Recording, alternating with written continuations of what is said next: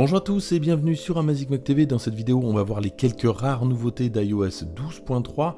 Tout était quasiment sorti avec 12.2 et puis iOS 13 va arriver, donc forcément c'est une mise à jour pas forcément très intéressante. Mais on va voir donc ce qu'on a dedans et on commence tout de suite par l'application TV. Je vous en avais parlé lors de la bêta 2 et voilà à quoi ressemble l'application TV. Donc il y a des nouveaux onglets ici. On va avoir une nouvelle rubrique concernant les enfants, on va avoir des nouvelles icônes un petit peu plus arrondies, c'est un petit peu plus sympa, et puis on va avoir donc de nouveaux choix, de nouveaux thèmes. On va surtout pour les États-Unis avoir la possibilité de souscrire à des abonnements comme HBO, mais en France, toujours pas possible de souscrire à quoi que ce soit. De plus, mais on ne le voit pas là, l'application Apple TV va vous suggérer plus intelligemment de regarder un contenu sur une Apple TV ou alors un téléviseur AirPlay 2 compatible qui se trouverait à proximité. En bas, on va retrouver les onglets bibliothèque et rechercher, rien de nouveau de ce côté-là.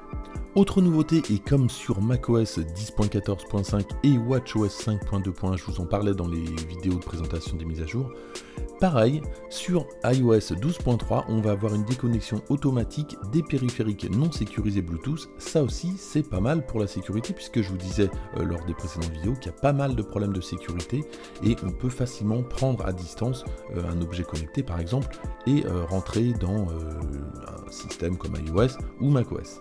Autre nouveauté, comme pour macOS 10.14.5, on va pouvoir partager des films, des musiques, des photos directement sur des téléviseurs compatibles AirPlay 2, donc je vous disais que les Samsung sont maintenant compatibles, en tout cas certains, et donc là c'est pas le cas, mais ça va s'afficher directement avec les autres Apple TV, on va pouvoir partager à partir d'ici.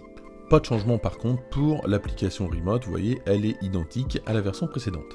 Autre nouveauté, elle concerne l'application musique et surtout l'onglet pour vous. Avec la mise à jour iOS 12.3, on aura plus de suggestions concernant les artistes, les genres qu'on aime bien, et ça plusieurs fois par jour. Les propositions seront donc renouvelées plus souvent. Autre nouveauté qu'on n'a pas en France, ça concerne Apple News, et comme sur macOS 10.14.5, on va pouvoir suivre un magazine directement depuis la fenêtre de navigation. Et pour terminer, quelques corrections de bugs, notamment sur l'application Apple Remote. Il y avait un problème pour certains utilisateurs de contrôle de périphériques, ce bug est corrigé. Autre correction, un problème qui concernait les appels, notamment lorsque vous êtes en appel Wi-Fi, vous pouviez avoir des coupures de communication intempestive, le problème est corrigé.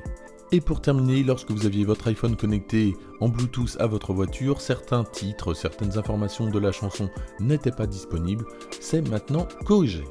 Voilà pour les nouveautés de la mise à jour iOS 12.3, merci de l'avoir suivi, n'hésitez pas à la partager, à liker et à vous abonner, moi je vous dis à bientôt.